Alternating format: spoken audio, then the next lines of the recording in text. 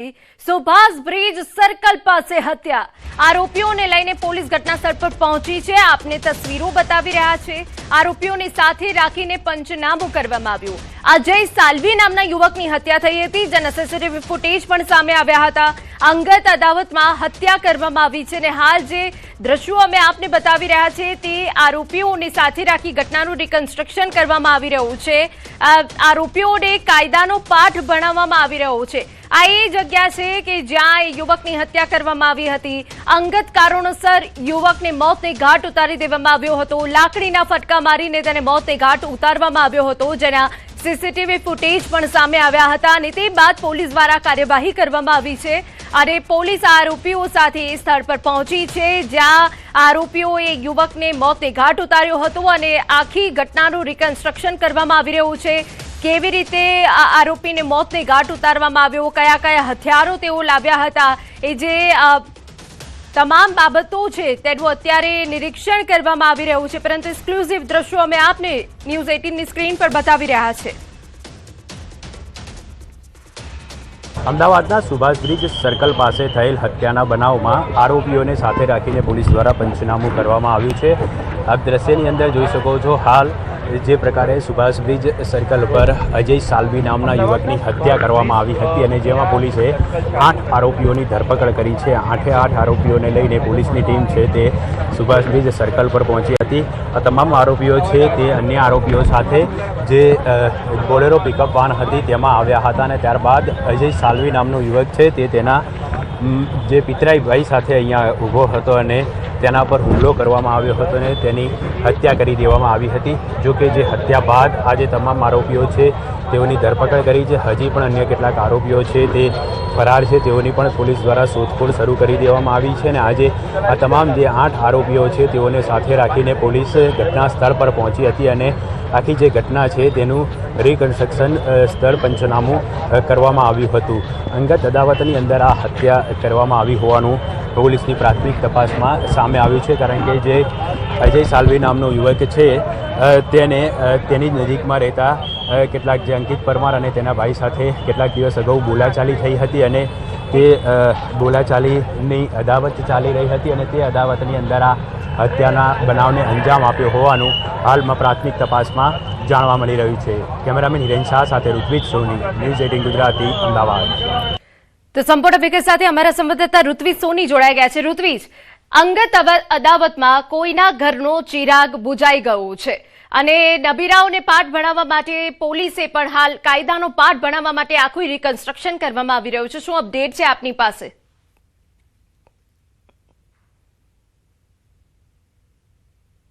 વાત કરીએ તો આજે બનાવ છે 16મી તારીખે રાત્રે લગભગ 2 થી 2:30 વાગ્યાની આસપાસનો આજે બનાવ હતો, જેમાં અજય સાલ્વી નામનો યુવક છે તે તેના માસીના દીકરા સાથે સુભાષ બ્રિજ ખાતે ઊભો હતો અને આ દરમિયાન આરોપીઓ એક બોલેરો પિકઅપ વાનની અંદર લગભગ 10 થી 12 લોકો આવ્યા હતા અને સુભાષ બ્રિજ પાસે જ તેની હત્યા કરી દેવામાં આવી હતી। આ જે ઘટના સ્થળ છે તે પણ આપ જોઈ શકો છો। આ બિલકુલ અહીં જ તેના પર તીક્ષ્ણ હથિયારો વડે હુમલો કરવામાં આવ્યો હતો, તેમાં તેને ગંભીર ઈજાઓ પહોંચી હતી અને તેનું ઘટના સ્થળ પર મૃત્યુ નીપજ્યું હતું। સમગ્ર ઘટનાની જાણ જ્યારે પોલીસને કરવામાં આવી હતી ત્યારે રાણીપ પોલીસ તાત્કાલિક ઘટના સ્થળ પર પહોંચી હતી અને ઘટનાની ગંભીરતાને ધ્યાનમાં રાખીને ઝોન 2 LCB ટીમ અને રાણીપ ડિસ્ટાફ તેમજ અલગ અલગ ટીમો બનાવવામાં આવી હતી અને આરોપીઓ પકડવા માટેની તજવીજ શરૂ કરવામાં આવી હતી, જેમાં પોલીસને મોડી રાત્રે સફળતા મળી હતી અને લગભગ 8 જેટલા આરોપીઓ છે તેઓને ઝડપી લીધા હતા અને આ તમામ આરોપીઓને સાથે રાખીને પોલીસ દ્વારા આખી જે ઘટના છે તેનું પંચનામું કરવામાં આવ્યું હતું। ઘટનાને આરોપીઓ દ્વારા કેવી રીતે અંજામ આપવામાં આવ્યો હતો, કારણ કે બોલેરો પિકઅપ વાનમાં આવીને સામેની જે દ્રશ્ય જોઈ રહ્યા છો ત્યાં તેઓ ઉતર્યા હતા, ત્યાંથી અજય સાલ્વી પર હુમલો કર્યો હતો। એટલે અજય સાલ્વી છે તે આ સુભાષ બ્રિજ જે સર્કલ છે તે તરફ ભાગ્યો હતો, જ્યારે તેનો ભાઈ છે તે બીજી તરફ કોમ્પ્લેક્સ તરફ ભાગ્યો હતો। એટલે આ તમામ આરોપીઓ છે તે તલવાર, ધારિયા જેવા હથિયારો સાથે અજય સાલ્વી પર તૂટી પડ્યા હતા અને તેને 10 થી વધારે ઘા માર્યા હતા અને જેમાં તેનું મૃત્યુ નીપજ્યું હતું। આખી જે ઘટના છે તે અંગત અદાવતની અંદર આ ઘટનાને અંજામ આપ્યો હોવાનું પોલીસ તપાસની અંદર જાણવા મળી રહ્યું છે, કારણ કે અજય સાલ્વી છે તેને કેટલાક દિવસ અગાઉ તેની નજીકમાં રહેતા જે અંકિત પરમાર અને તેના ભાઈ સાથે અને તેનો જે સાળો હતો ભદ્રેશ, તેની સાથે બોલાચાલી થઈ હતી અને ત્યારબાદ તેઓ વચ્ચે આ અદાવત ચાલી રહી હતી। જે અગાઉ છે તે આ અજય સાલ્વીના માસીના દીકરાને તેઓએ માર માર્યો હતો. ત્યારબાદ બંને વચ્ચે સમાધાન પણ થઈ ગયું હતું.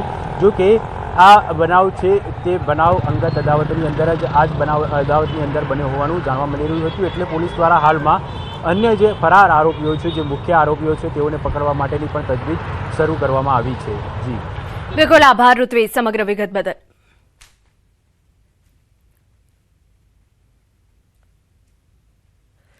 સમાચારમાં આગળ વધીએ તો રાજકોટ મનપાનું જનરલ બોર્ડ તોફાની બન્યું. જનરલ બોર્ડ પૂર્વે શહેર કોંગ્રેસો વિરોધ, મનપાની સેન્ટ્રલ ઝોન કચેરી ખાતે વિરોધ, વિવિધ મુદ્દાઓના પોસ્ટરો સાથે પ્રદર્શન, જંગલેશ્વર ડિમોલિશન મુદ્દે રોષ વ્યક્ત કરાયો. ખર્ચની તપાસ સમિતિ સામે કોંગ્રેસ સવાલો, ડિમોલિશન ખર્ચની તપાસ સમિતિ માત્ર નાટક કે કેમ તેવા સવાલો કર્યા.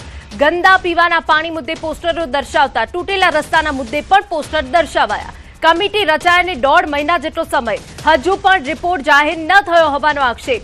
તપાસ કમિટીએ કોના નિવેદનો નોંધ્યા તેવા આક્ષેપો કરાયા. તપાસી વિગતો અંગે મનપા કમિશનર મૌન કેમ તેવા પણ વેધક સવાલો કરાયા. જનરલ બોર્ડ પહેલા કોંગ્રેસના વિરોધથી રાજકોટ મનપાનું રાજકારણ ગરમાયું. રાજકોટ શહેર કોંગ્રેસ પ્રમુખ રાજદીપસિંહ જાડેજા સહિત હોદ્દેદારો તેમજ કાર્યકર્તાઓની અટકાયત કરવામાં આવી. સૂત્રોચ્ચાર કરી રહેલા કોંગ્રેસના હોદ્દેદારો તેમજ કાર્યકર્તાઓની ટીંગાટોળી કરીને અટકાયત કરવામાં આવી. રાજકોટ મહાનગરપાલિકાનું જનરલ બોર્ડ શરૂ થાય તે પૂર્વે કોંગ્રેસ દ્વારા છે તે વિરોધ છે તે નોંધાવવામાં આવી રહ્યો છે. આપને મારી પાછળના જે દ્રશ્યો બતાવવાનો પ્રયત્ન કરું છું. દ્રશ્યોમાં જોઈ શકાય છે કે હવે રાજકોટ શહેરના એ ડિવિઝન પોલીસ દ્વારા કોંગ્રેસના જે કાર્યકર્તાઓ છે, હોદ્દેદારો છે, તેમની ટીંગાટોળી છે તે કરવામાં આવી રહી છે.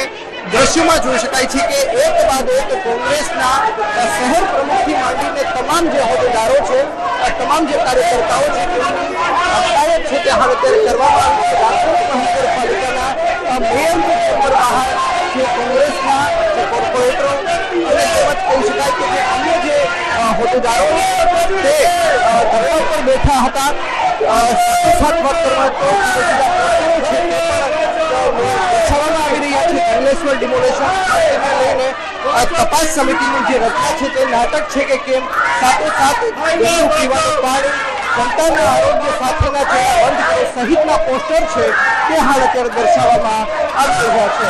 અંકિત ન્યૂઝ 18 ગુજરાતી, રાજકોટ. સમાચારમાં વાત હવે વડોદરાની કરીએ તો નજીવી બાબતે યુવાન પર હુમલાની ઘટના બની છે. વડસર ખિસકોલી સર્કલ પાસે ઘટના બની.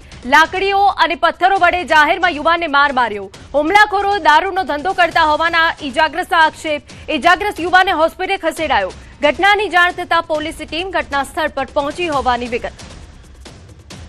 તો ઇજાગ્રસ્ત હુમલાખોરો પર આક્ષેપ છે. અમે આપને જણાવી દઈએ કે હાલ ઇજાગ્રસ્ત યુવાનને હોસ્પિટલ ખસેડવામાં આવ્યો છે, પરંતુ નજીવી બાબતે યુવાન પર હુમલો કરવામાં આવ્યો, જેના દ્રશ્યો સામે આવ્યા છે. વડસર ખિસકોલી સર્કલ પાસે આ ઘટના બની હતી. લાકડીઓ અને પથ્થર વડે માર માર્યો હોવાનું પણ અહીંયા આક્ષેપ કરાયો છે. સાબરકાંઠાના હિંમતનગરના ગાંભોઈમાં કિશોરીની છેડતી બાદ પથ્થરમારાની ઘટના બની. આક્ષેપ મુજબ ભાઈ બહેન રસ્તેથી પસાર થઈ રહ્યા હતા ત્યારે વેપારીએ કિશોરીને અશ્લીલ ગાળો આપી થપ્પડ મારી છેડતી કરી.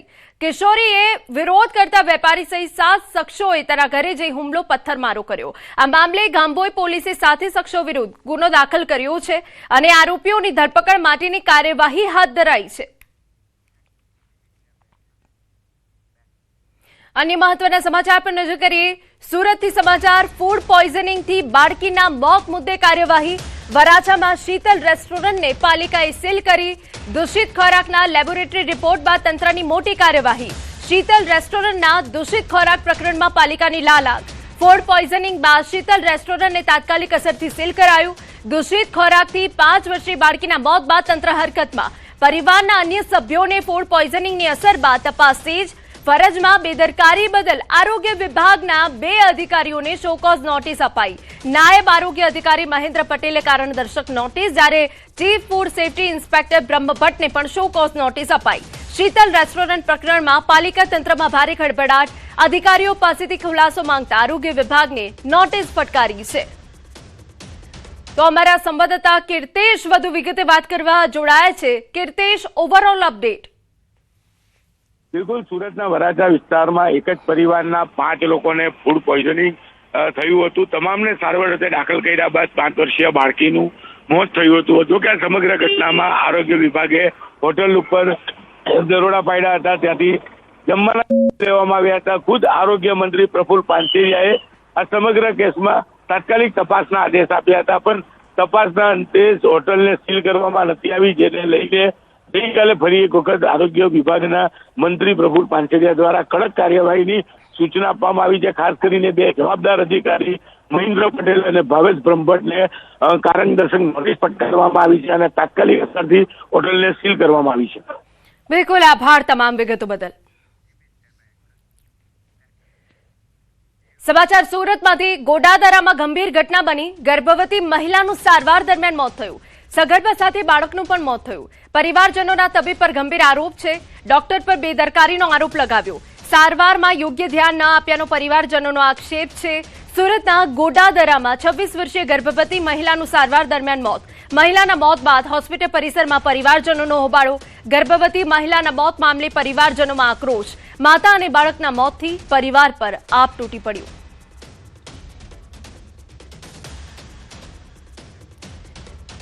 સમાચારમાં આગળ વધીએ. ગીર સોમનાથમાં દૂધની ગાડીમાં બિયરની હેરાફેરીનો પર્દાફાશ થયો. દીવથી દૂધ ખાલી કરી પરત ફરતી ગાડીમાંથી બિયરની પેટી ઝડપાઈ. દૂધની ગાડીમાં બિયર છુપાવી લાવવાનો પોલીસે પર્દાફાશ કર્યો. દૂધની ગાડીની તપાસ કરતા ભાંડો ફૂટ્યો. પ્રાચી નજીક ઘંટિયા ગામ પાસેથી બિયરની હેરાફેરી ઝડપાઈ. મહીન જાન મહમદ બાસ્ઠિયાની અટકાયત કરાઈ છે.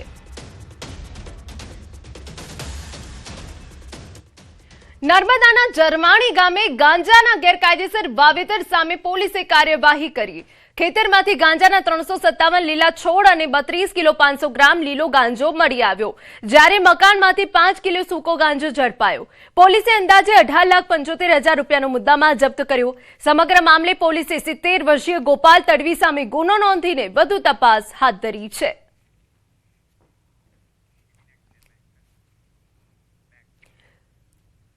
સમાચાર પંચમહાલમાંથી કે જ્યાં દીપડાનો આતંક સામે આવ્યો. ઘોગંબા તાલુકાના ગજાપુરા ગામમાં મળસ્કે ગામમાં દીપડો ઘૂસ્યો. ઘરમાં બાંધેલા 4 બકરાને ફાડી ખાધા. આપને જણાવી દઈએ, એક બકરાને જીવતો લઈ જંગલ તરફ દીપડો ભાગ્યો. દીપડાને બકરા પર હુમલો કરતો જોઈ મહિલા ભયથી ધ્રુજી ઉઠી. ગોદડીમાં મોઢું છુપાવી ખાટલા પર મહિલા પડી રહી. 3 દિવસ અગાઉ પણ બાળકીના ખાટલા નજીક દીપડો પહોંચી ગયો હતો. સપ્તાહથી રહેણાંક વિસ્તારમાં દીપડાની અવરજવરથી હવે ગામ લોકોમાં ભય છે. ખેતરમાં જતા ખેડૂતો પણ હવે ડરે છે. દીપડાને પાંજરે પૂરવા ગ્રામજનોની ઉગ્ર માંગ. વન વિભાગની ટીમે ઘટનાસ્થળે પહોંચી ફૂટમાર્ક લીધા. મૃત બકરાના વર્તન માટે વન વિભાગે કાર્યવાહી શરૂ કરી છે. અમારા સંવાદદાતા રાજેશ વધુ વિગતે વાત કરવા જોડાયા છે. રાજેશ, જે વિગતો મળી રહી છે તે પ્રમાણે ઘણા દિવસોથી આ ગામમાં દીપડાના આટાફેરા છે. લોકો ડરી રહ્યા છે. વન વિભાગે શું તજવીજ હાથ ધરી છે? ચોક્કસ દીપડો છેલ્લા 1 સપ્તાહથી ગજાપુરા ગામમાં વારંવાર દેખા દઈ રહ્યો છે. સાથે સાથે જ ગામમાં એક ડેરી આવેલી છે, ત્યાં પણ એક દિવસ ત્યાં ખાટલા નીચે ઘૂસી ગયો હતો. આ ઉપરાંત 2 દિવસ અગાઉ જ અહીંયા બારિયા ફળિયામાં એક મકાનમાં ઘૂસી ગયો હતો, રહેણાંક મકાનમાં, પરંતુ બાળકીના રડવાનો અવાજ આવતા દીપડો ત્યાંથી ભાગી છૂટ્યો હતો. જેના બાદ આજે જે બારિયા ફળિયામાં એક મકાન હતું, ત્યાં રહેણાંક મકાનમાં દીપડો ઘૂસી ગયો હતો અને 4 બકરાનું મારણ કર્યું હતું ને એક જીવિત બકરાને લઈને જંગલ તરફ ભાગી છૂટ્યો હતો. દરમિયાન મહિલા હતી, એક મહિલા જે રડમસ સ્વરે અને ધ્રુજતા જણાવી રહી હતી કે દીપડાને મેં નિહાળ્યો હતો, પરંતુ જો હું દીપડાનો પ્રતિકાર કરું અથવા તો હું બૂમાબૂમ કરું તો દીપડો મારા પર હુમલો કરે, એ ડરથી મેં બૂમરાણ કરી નથી. વન વિભાગને સ્થાનિકો દ્વારા ઉગ્ર રજૂઆત કરવામાં આવી છે અને માગણી કરવામાં આવી છે કે આ દીપડો છે તેને પાંજરે પૂરવામાં આવે. હાલ ચોમાસાની સિઝન છે, ખાતર મૂકવાને જે પાક માટે જીવતદાન માટે ખાતર મૂકવાની હાલ સિઝન ચાલી રહી છે, પરંતુ દીપડો ક્યાંક ને ક્યાંક ખેતરમાં છુપાઈ રહેવાની જે દહેશત છે અને ભય છે તેને લઈને હાલ જે ગજાપુરા ગામ છે તેના ગ્રામજનોમાં ભયનો માહોલ જોવા મળી રહ્યો છે. સાથે જ જો મહિલાની વાત કરવામાં આવે તો મહિલા હાલ ઘરની બહાર નીકળતા પણ થરથર કાંપતી જોવા મળી રહી છે. જી બિલકુલ, આભાર તમામ વિગતો બદલ.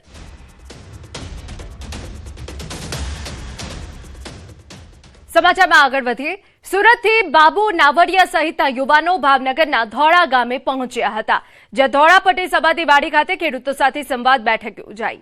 બેઠકમાં લોનની લાલચ આપી ખેડૂતોની જમીન પચાવી પાડવાના પ્રયાસો સામે જાગૃતિ લાવવાનો પ્રયાસ કર્યા અને માથાભારે તત્વો સામે કડક કાર્યવાહી કરવાની માંગ ઉઠી. ખેડૂતોને ભયમુક્ત બનાવવા સાથે સૌરાષ્ટ્રમાં સમાજ સુરક્ષા ભવન બનાવવાની જાહેરાત પણ કરવામાં આવી. તેમજ ખેતરમાં ભેડાણ અટકાવવા ધોળા ગામના ખેડૂતોએ મહત્વનો નિર્ણય લીધો. અમદાવાદમાં એએમસીની હાઉસિંગ કમિટીએ આવાસ યોજનાને લઈ 2 મહત્વપૂર્ણ નિર્ણયો લીધા. આવાસ યોજનાના મકાનોમાં ગેરકાયદેસર વસવાટ કરતા લોકો સામે હવે કાર્યવાહી કરવામાં આવશે.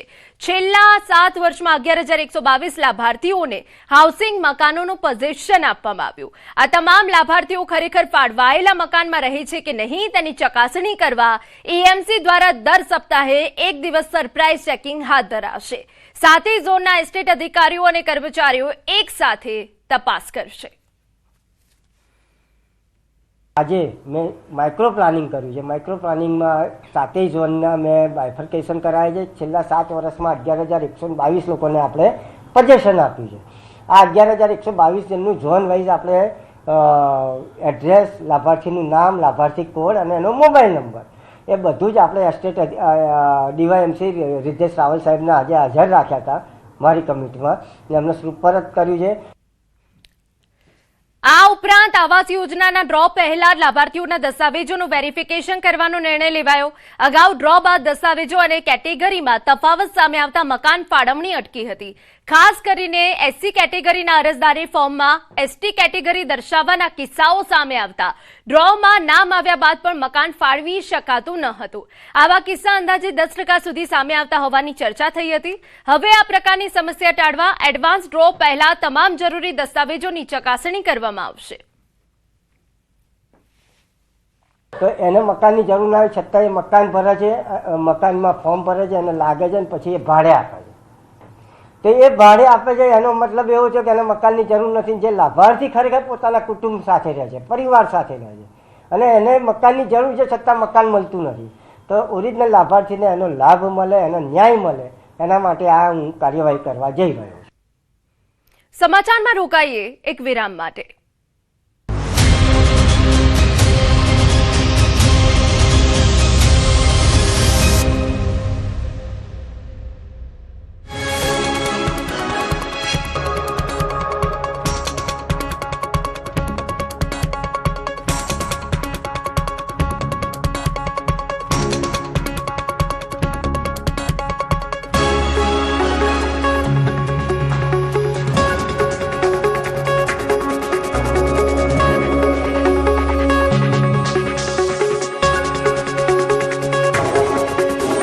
સાણંદમાં દીપડાનો પકડવા ગયેલા લોકોએ થર્મલ ડ્રેનનો ઉપયોગ કર્યો છે.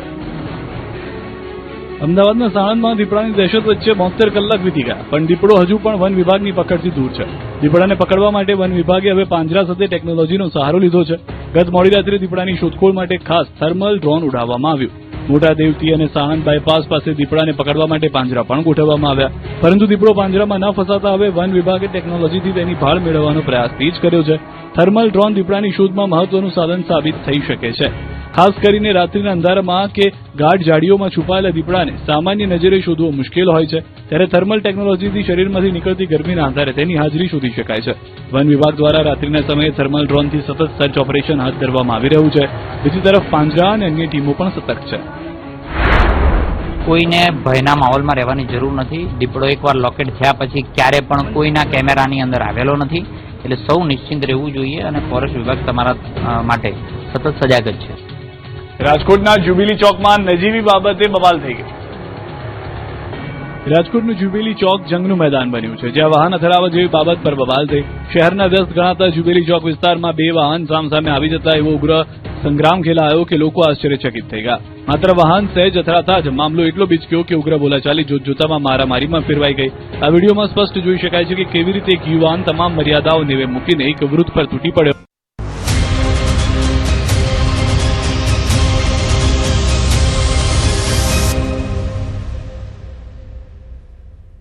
વિરામ બાદ આપનું સ્વાગત. અમદાવાદ મેટ્રો કોર્ટ બહાર આત્મવિલોપનનો પ્રયાસ થયો. પતિએ કોર્ટ બહાર કર્યો આત્મવિલોપનનો પ્રયાસ. ભરણ પોષણ કેસની સુનાવણી દરમિયાન પ્રયાસ કરાયો છે. જ્વલનશીલ પદાર્થ છાંટી આત્મહત્યાનો પ્રયાસ કર્યો. ઘટનાને પગલે કોર્ટ પરિસરમાં અફરાતફરીનો માહોલ. પતિને તુરંત હોસ્પિટલ ખસેડ્યું છે. કોર્ટ બહાર બનેલી ઘટનાથી પોલીસ દોડતી થઈ ગઈ છે. તો ઘટનાને પગલે કોર્ટ પરિસરમાં અફરાતફરીનો માહોલ સર્જાયો હોવાની વિગત છે. આ એ તસવીરો બતાવી રહ્યા છે. કોર્ટ બહાર આ ઘટના બનતા પોલીસ પણ દોડતી હતી. અમારા સંવાદદાતા મૌલિક વધુ વિગતે વાત કરવા જોડાયા છે.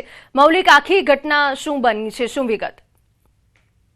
બિલકુલ હિના, જે રીતે પ્રાથમિક વિગતો મળી રહી છે કે અમદાવાદના ઘીકાંટા વિસ્તારમાં આવેલી જે મેટ્રો કોર્ટ છે કે ત્યાં આગળ ફેમિલી કોર્ટમાં આજે જે ભરણ પોષણનો એક કેસ ચાલી રહ્યો હતો અને તે સંદર્ભે આત્મહત્યાનો પ્રયાસ કરનાર એક યુવક જે છે તેને જોઈને વકીલો મિત્રોએ જે છે તે તેને બચાવવાનો પ્રયાસ કર્યો હતો અને જોતજોતામાં ત્યાં હડકંપ મચી ગયો હતો અને આ મેટર જે છે તે જાણવા માટે લોકો વકીલો પ્રયાસ કરી રહ્યા હતા.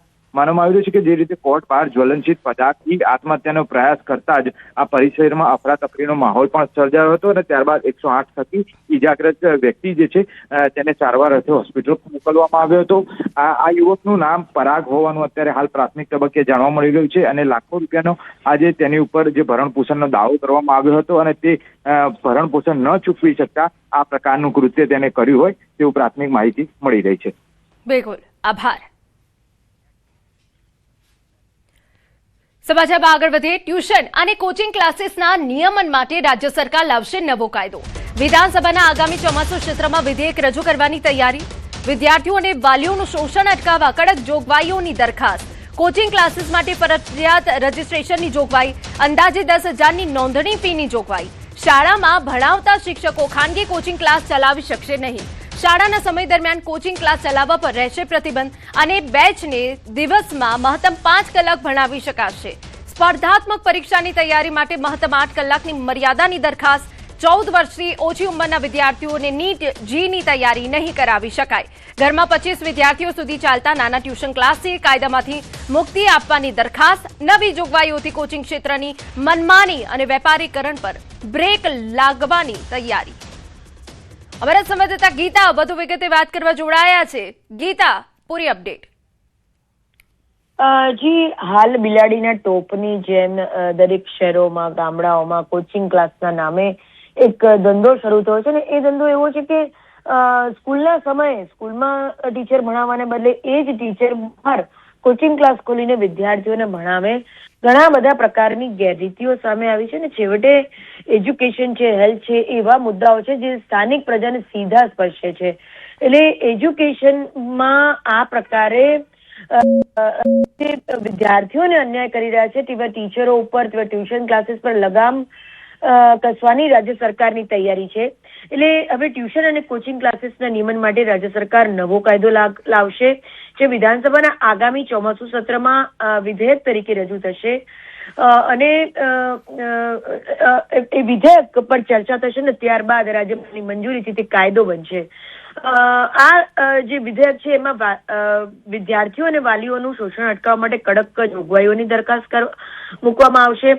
કોચિંગ ક્લાસ માટે ફરજિયાત રજીસ્ટ્રેશન અને અંદાજે ₹10,000ની નોંધણીની ફીની જોગવાઈ હશે. શાળામાં ભણાવતા શિક્ષકો જ ખાનગી કોચિંગ ક્લાસ ચલાવી શકશે નહીં. એટલે એ પણ એક પ્રકારની લગામ કસાશે અને શાળાના સમય દરમિયાન પણ કોચિંગ ક્લાસીસ ચલાવવા પર પ્રતિબંધ રહેશે. એક બેચને દિવસમાં મહત્તમ 5 કલાક ભણાવી શકાશે અને સ્પર્ધાત્મક પરીક્ષાની તૈયારી માટે મહત્તમ 8 કલાકની મર્યાદાની દરખાસ્ત પણ મૂકવામાં આવી છે તેવું સૂત્રો કહ્યા છે. જે 14 વર્ષથી ઓછી ઉંમરના વિદ્યાર્થીઓને નીટ અને જીની એટલે કે JEE તૈયારી નહીં કરાવી શકાય. તેમજ વિદ્યાર્થીની પસંદગીની ચકાસણી બાદ જ સ્પર્ધાત્મક પરીક્ષાની તાલીમ આપી શકાશે. વિદ્યાર્થી અધવચ્ચે કોચિંગ છોડે તો બાકીની જે સમય મર્યાદા છે તેની ફી પરત કરવી પડશે. અભ્યાસ સામગ્રીનો ખર્ચ બાદ કરીને મહત્તમ 15% જ રકમ કાપી શકાશે જો વિદ્યાર્થી અધવચ્ચેથી કોચિંગ ક્લાસ છોડે તો. દરેક વિદ્યાર્થી માટે ઓછામાં ઓછી 1 ચોરસ મીટર જગ્યા એટલે કે બેસવાની જોગવાઈ કરવી પડશે. એટલે ઘેટા બકરાની જેમ કોઈ કોચિંગ ક્લાસ ન ચાલે. કોચિંગ ક્લાસ ચલાવતા બિલ્ડિંગ માટે BU પરમિશન ફરજિયાત રહેશે. પીવાનું પાણી, સ્વચ્છતા, CCTV અને સાયકોલોજીકલ કાઉન્સેલિંગની સુવિધા પણ અનિવાર્ય રહેશે. મેરિટ, ટકાવારી અને ગેરંટી રેન્કના જે ભ્રામક દાવાઓ છે એવી જાહેરાતો પર પણ પ્રતિબંધ મૂકવામાં આવશે. વાલીઓ અને વિદ્યાર્થીઓની ફરિયાદો માટે રાજ્ય અને જિલ્લા કક્ષાએ કમિટી રચાશે. એટલે માની લો કે આટલા બધા નિયમો લાદવા છતાં પણ કોઈ પ્રકારની ગડબડ થાય તો જિલ્લા કક્ષાની કમિટી તેના પર એક્શન લઈ શકશે. ઓનલાઈન પોર્ટલ મારફતે મળતી ફરિયાદોની પણ તપાસ કરાશે અને ઘરમાં 25 વિદ્યાર્થીઓ સુધી ચાલતા નાના ટ્યુશન ક્લાસને જો કે કાયદામાંથી મુક્તિ આપવાની દરખાસ્ત છે. જી બિલકુલ, આભાર. શાળાના શિક્ષકોને ખાનગી ટ્યુશન ક્લાસ ચલાવવા પર પ્રતિબંધ. ટ્યુશન એક્ટ અંગે એસોસિએશનની બેઠક. ટ્યુશન ક્લાસ સંચાલકો દ્વારા સરકાર સમક્ષ રજૂઆત. એક વિદ્યાર્થી ભણાવતા હોય તો પણ ટ્યુશન ક્લાસની નોંધણીની માંગ. શાળા કોલેજના સ્થળ પર ટ્યુશન ક્લાસ ન હોવા જોઈએ તેવી રજૂઆત. 16 વર્ષથી નીચેના બાળકોને કોમ્પિટિટિવ એક્ઝામની તૈયારી માટે મંજૂરી ન આપવાની માંગ. ટ્યુશન ક્લાસના કારણે ચાલતી ડમી સ્કૂલો સામે કાર્યવાહી કરવા માંગ. ટ્યુશન ક્લાસ સંચાલકોની સરકાર સમક્ષ વિવિધ માંગણીઓ છે. અમે જણાવી દઈએ આપને કે અમારી માંગો સ્વીકારવામાં આવશે તો અમે વિધેયકને આવકારીશું તેવું એક નિવેદન પણ સામે આવ્યું છે. એક વિદ્યાર્થી પણ જો કોઈ વ્યક્તિ ભણાવતો હોય તો એની અંદર એને ટ્યુશનની અંદર રજીસ્ટ્રેશન લેવું ફરજિયાત બને. કારણ એટલું જ છે કે સરકારી શિક્ષકો અને શાળાના શિક્ષકો એ વિદ્યાર્થીઓને ઘેર બ્લેકમેલિંગ કરીને ટ્યુશન કરાવતા આના લીધે અટકશે. અમારી બીજી માગણી એ હતી કે સરકારી સંસ્થાઓ કે સરકારી શૈક્ષણિક સંસ્થાઓ, સ્કૂલ, શાળા, કોલેજની અંદર જે પ્રમાણે ડે સ્કૂલ અને કોન્સેપ્ટ સ્કૂલનો વેપલો ચાલે છે, વાલી અને વિદ્યાર્થીઓને મોંઘીમઠ ફીમાં લૂંટવામાં આવે છે, તો આવી સંસ્થાઓની અંદર ટ્યુશન ક્લાસીસને મંજૂરી ના આપવી જોઈએ.